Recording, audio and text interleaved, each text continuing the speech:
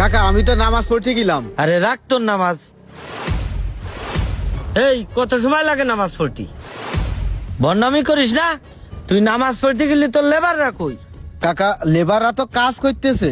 তুই নামাজ পড়তে গেলি আর তোর লেবাররা কাজ করতেছে?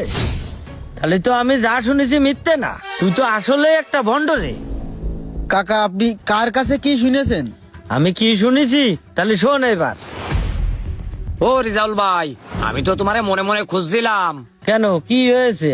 আমারে খুঁজ দিলে কি জন্য? তোমার কাজের জন্য কোনো ক্ষতি না হয় এই জন্যই তো তোমার কাজের সাইডটা আমি নিতে চাইলাম। তুমি তো কাজটা আমারে দিলে না, দিলে ওই মইনুল রে, যে 15 দিনের কাজ 1 মাস লাগাই আর ও কাজে শুধু ফাঁকি দেয়। আচ্ছা এখন যাই হোক ভাই, তুমি কি করতে চাচ্ছ সেই কথাটাই কও। কি আর কবরে ভাই, তোমার কাজটা ঠিক মতো হচ্ছে না, একদিনের কাজ 2 দিন ধরে করে।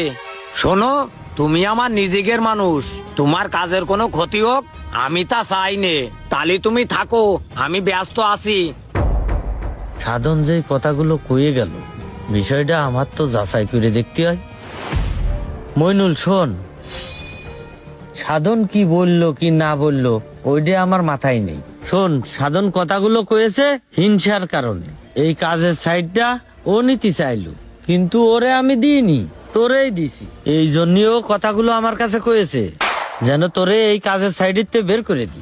কাকা এখন তো রমজান মাস, সিয়াম সাধনার মাস, 5 ওয়াক্ত নামাজ পড়তে হবে, কুরআন পড়তে হবে। কাজে আসার পরেই আজান দিলে নামাজে চলে যায়, তার কারণে হয়তো আপনার কাজ একটু কম হতে পারে। আমার নামাজে যাওয়ার কারণে যদিও আপনার কাজ অল্প হয়, আমি বিকেলে আপনার কাজটা পুষাই দিবানে কাকা, এইটা নিয়ে চিন্তা করবেন না।